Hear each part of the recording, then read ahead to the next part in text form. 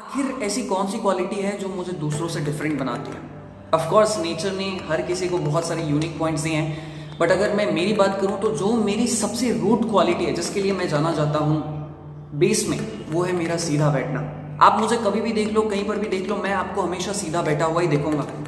और ये बात बोलते समय मेरा इरादा अपने मुंह मियाँ मिट्ठू बनना नहीं है, बिल्कुल भी नहीं। बहरहाल मैं आपको एक बात बताऊं कि मैं जिस स्कूल में पढ़ता था वहाँ पर 12th क्लास तक का सेक्शन था, एंड आई रिमेंबर कि I was in just 6th और 7th क्लास, एंड मुझे उस स्कूल में 3rd हाईएस्ट पोस्ट से अवार्ड किया गया था।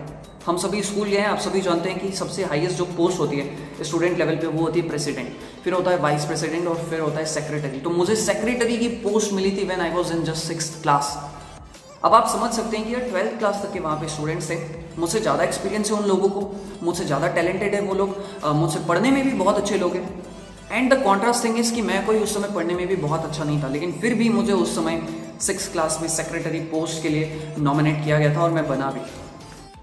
आप भी सोच रहे होंगे और मुझे भी पता है कि और भी बहुत सारे फैक्टर्स हो सकते हैं कि मुझे उस पद के लिए नॉमिनेट किया गया और मैं वो बना भी। बट चाहे मुझे स्कूल लाइफ में इतना ज़्यादा मान सम्मान मिला, चाहे मुझे कॉलेज लाइफ में मिला, चाहे मुझे अपने रिलेटिव्स के बीच में मिला, आई थिंक मेरा ये मानना है कि जो मेरी सबसे रूट क्वालिटी रही, जो सबसे बेसिक क्वालिटी रही, जिसके बारे में मुझे भी नहीं पता था, वो था मेरा सीधा बैठना। आप मुझे कभी भी देखना, मैं सीधा बैठूंगा, टट्टार के बैठता हूँ, झुक के कभी नहीं बैठता हूँ। और दोस्तों एक बात हमेशा याद रखिएगा कि जो भी लोग सीधा बैठते हैं ना, वो अपनी एनर्जी का मैक्सिमम यूज़ करते हैं। मैं सिर्फ बोलूँगा नहीं, मैं आपको प्रैक्टिकली दिखाना और करके भी बताना चाहूँगा कि देखिए, जैसे ये जो हमारा पेल्विक गर्डल होता है ना, ये हमारे एनर्जी का सोर्स होता है, अकूट शक्तियों का भंडार होता है हमारा ये पेल्विक गर्डल। उसके बाद आता है हमारा स्पाइन। स्पाइन को आप उस एनर्जी का कैरियर समझ सकते हैं, एंड अल्टीमेटली स्पाइन कनेक्टेड होती है हमारे ब्रेन से, और फिर ब्रेन उस एनर्जी को यूज़ करता है। मेरा एक एग्जाम्पल समझिएगा ताकि आपको ये चीज़ अच्छे से समझ में आ जाए। लाइक सपोज कि आपको किसी बगीचे में पानी डालना है, तो आपने देखा कि कहीं पर नल है, आपने उस नल को पाइप से कनेक्ट किया और बगिया तक वो जो पाइप है वो आपने अटैच कर दिया, आपने नल चालू किया। लेकिन अगर बीच में पाइप टूटा हो तो क्या पूरा पानी बगीचे तक पहुंच पाएगा? क्या पेड़ पौधे उग पाएंगे? नहीं, अच्छे से नहीं उग पाएंगे, पानी उन्हें अच्छे से ढंग से मिला ही नहीं। ठीक वैसे ही समझिए कि जब आप कुछ लर्न करना चाहते हैं, ठीक है, लेकिन अगर आप झुककर बैठे हैं तो क्या पूरी एनर्जी आपके ब्रेन तक पहुंचेगी? नहीं, यानी कि आप अपनी मैक्सिमम स्ट्रेंथ, अपनी पावर का यूज़ नहीं कर पाए। तो याद रखिएगा कि जो भी लोग सीधा बैठते हैं ना, वो अपनी एनर्जी का मैक्सिमम यूज़ करते हैं, वो क्रिएटिव होते हैं, उनको कोई दबा नहीं सकता है। बहुत सारे फायदे हैं, ये तो सिर्फ मैंने आपको शॉर्ट में बता दिया। एक और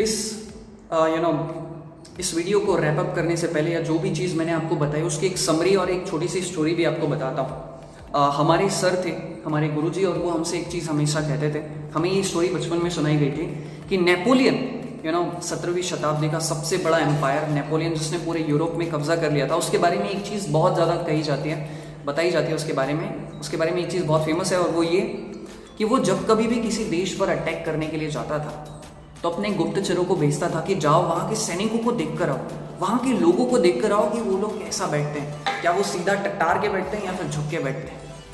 और इस हिसाब से वो अंदाज़ा लगा लेता था कि इस देश वालों को परास्त करने में कितनी सेना लगेगी, कौन सी टेक्निक का यूज़ करना पड़ेगा, कितनी कारगर है ये ट्रिक। और ऐसे में उसने इतना बड़ा साम्राज्य यूरोप में खड़ा कर दिया। सो सीधा बैठिए, और कोई मुश्किल नहीं है, थोड़ा सा आपको मेहनत करना पड़ेगा। जब भी आप कहीं बैठने जा रहे हैं, खुद को अफर्मेशंस दे दीजिए कि मुझे सीधा बैठना है। बीच में आप झुक जाएंगे, शुरुआत में तो ये होना ही, लेकिन फिर से कॉन्शियस हो जाए कि मुझे सीधा बैठना है। एंड एक दफ़ा ये चीज़ आपकी आदत बन गई, फिर आपके लिए ये आदत हमेशा के लिए आदत आपकी बन जाएगी। इसी के साथ ये वीडियो समाप्त करता हूँ, और मुझे उम्मीद है कि आपको ये चीज़ सीधा बैठना समझ में आ गया होगा। Thank you so much, good bye, take care, अपना ख्याल रखिए।